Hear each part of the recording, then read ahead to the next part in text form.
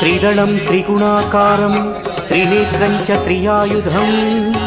त्रिजन्म पापसंहारम् एकबिल्वं शिवार्पणम्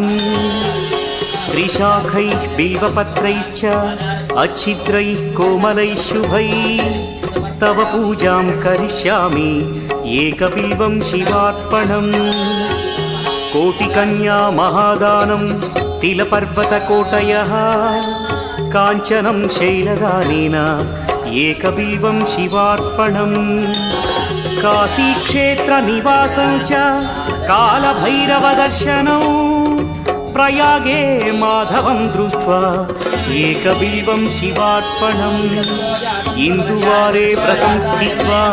निराहारो महेश्वर नक्तं हौष्यामि देवेश एकबिल्वं शिवार्पणम् रामलिङ्गप्रतिष्ठा च वैवाहिककृतं तथा तटाकादि च सन्तानम् एकबिल्वं शिवार्पणम् अखण्डबिल्वपत्रं च आयुतं शिवपूजनं कृतं नाम सहस्रेण एकबिल्वं शिवार्पणम् उमया सह देवेश नन्दिवाहनमेव च भस्मलेपन सर्वाङ्गम् एकबिल्वं शिवार्पणम् सालग्रामेषु विप्राणां तटाकं दशकूपयो यज्ञकोटिसहस्रस्य एकबिल्वं शिवार्पणम् दन्तिकोटिसहस्रेषु अश्वमेधशतक्रतौ कोटिकन्या महादानम् एकबिल्वं शिवार्पणम्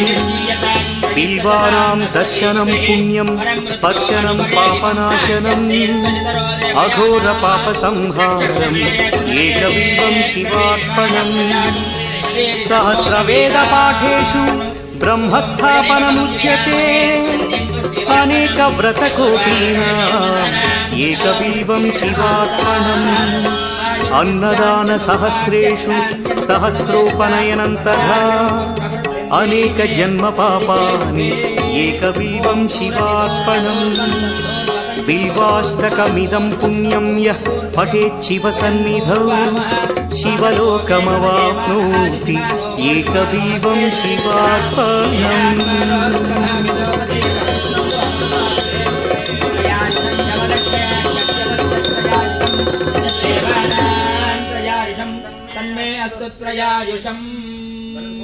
यन्मधुनो मधव्यं परममन्नाद्यं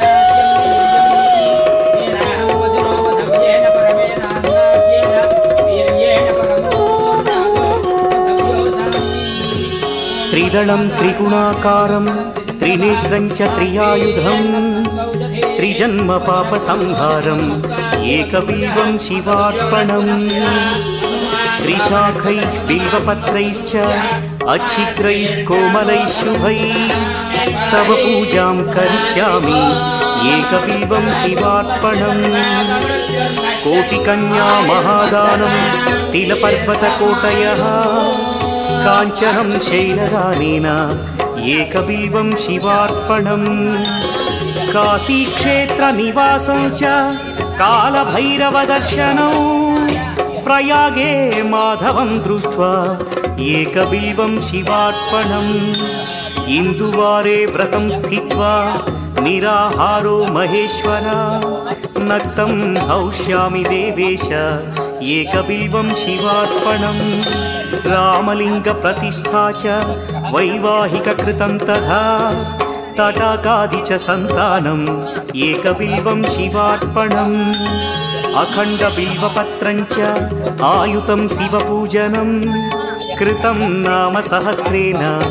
एकबिल्वं शिवार्पणम् उमया सह देवेश नन्दिवाहनमेव च भस्मलेपन सर्वाङ्गम् एकबिल्वं शिवार्पणम् सालग्रामेषु विप्राणां तटाकं दशकूपयो